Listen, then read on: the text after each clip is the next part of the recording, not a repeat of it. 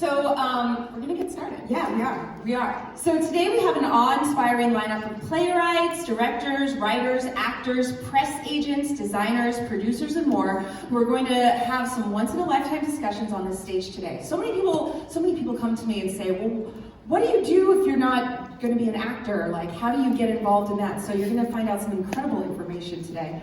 All of these women, they are so strong, smart, savvy, and they have changed the face of Broadway as we know it. But before we dive into our panel discussions for the day, we want to bring out a very special guest to kick us off with some welcome remarks. Please join us in welcoming to the stage Tony Award-winning director, Diane Paulus!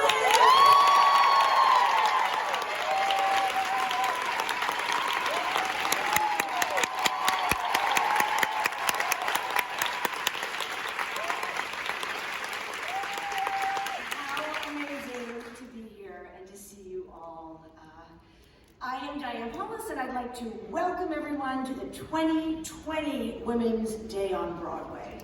It has been a distracting couple of days for all of us. For everyone who works in live entertainment, the idea of social distancing has particular and significant ramifications. I'm sure I am not the only person here who feels like we have officially stepped into and are now living in a sci-fi movie.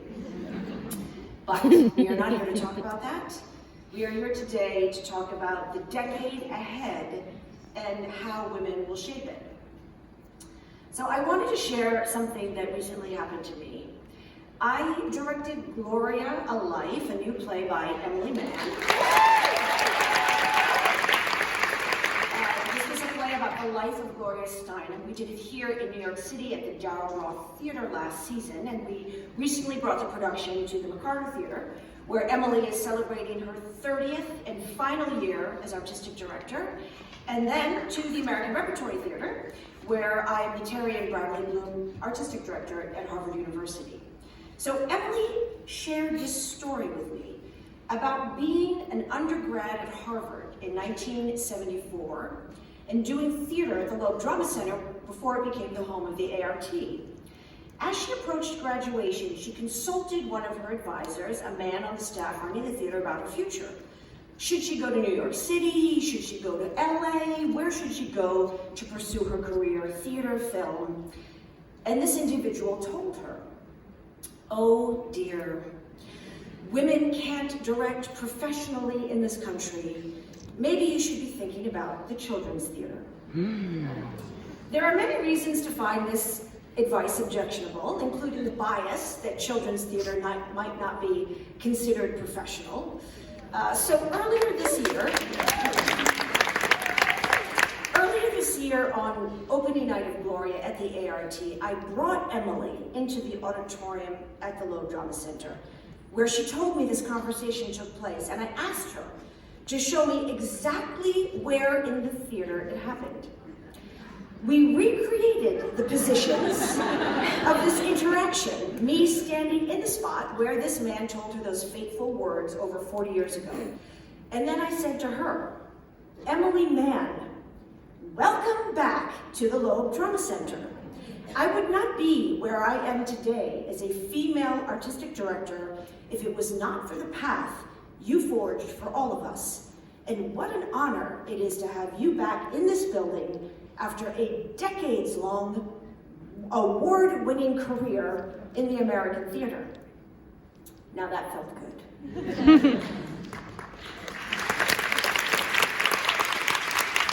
But the real story I want to share is what happened the day before.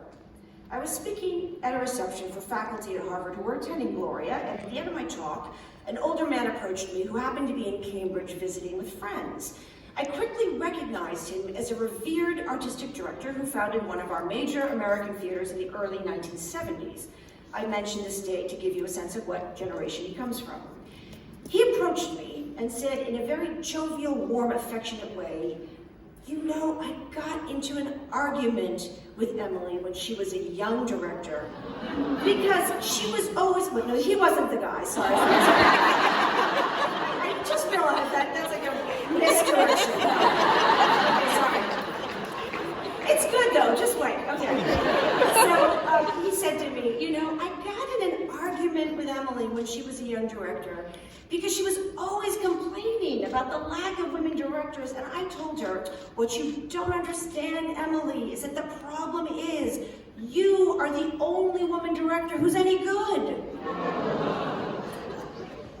So what did I do? I think I smiled, nodded my head, somewhat in shock at what I just heard, but unable in the moment to confront this comment, as I was navigating how I think this person told me this as a way of complimenting Emily.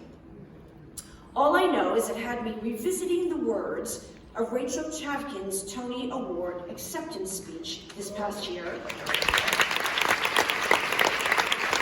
when she expressed how she wished she was not the only woman directing a musical on Broadway last season.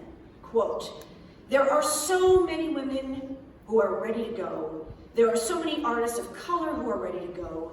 And we need to see that racial diversity and gender diversity in our critical establishment too. This is not a pipeline issue. It is a failure of imagination by a field whose job it is to imagine the way the world could be." So, how are we doing this season on Broadway? Well, we are doing a little better, especially in this particular category of women directors of musicals. Instead of the 1 in 13 that Rachel cited last year, we are 4.5 of 13. That half reflects the one half of the directing team of 6, Lucy Moss, who you'll be hearing from shortly.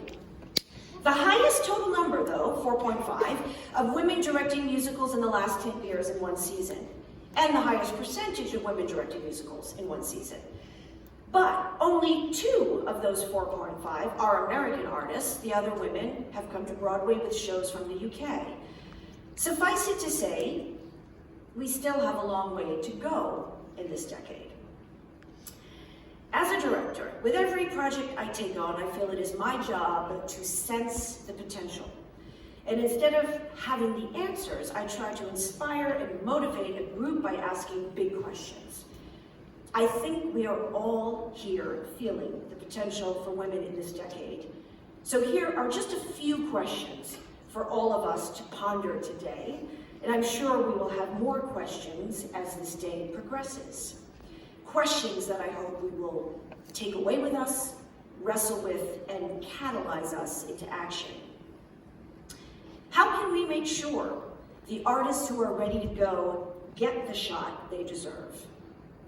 How do we support the careers of these women and give them a second chance versus writing them off if their first time at bat was not a home run?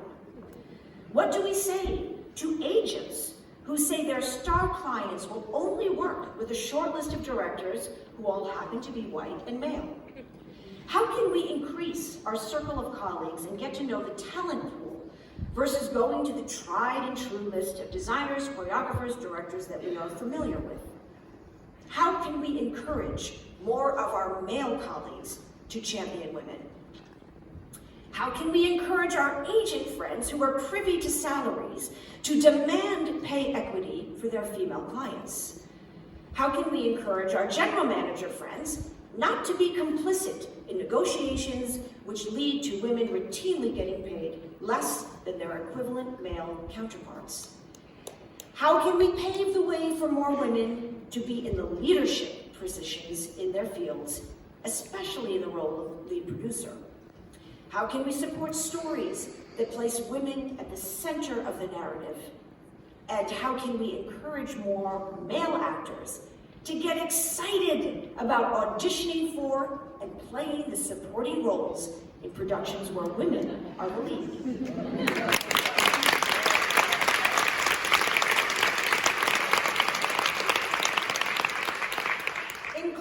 I want to remind us of how terrific it was last year when we saw 2 female lead producers accept the big Tonys of the night for Best Musical and Best Musical Revival. Mara Isaacs for Hadestown and Eva Price for Oklahoma.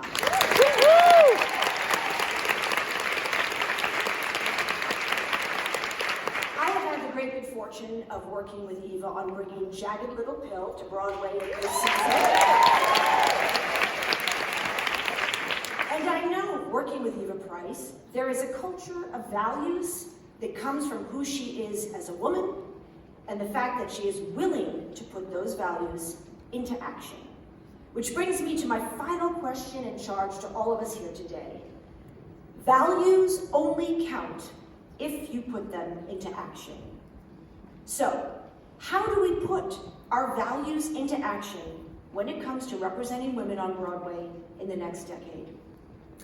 In the words of Abigail Adams, a character in the musical revival of 1776 that I am currently working on. And please note, she said these words to her husband, John Adams, in 1776, while he was off in Philadelphia, creating the first draft of the Declaration of Independence with all the other founding fathers. She wrote to him, "Remember the ladies.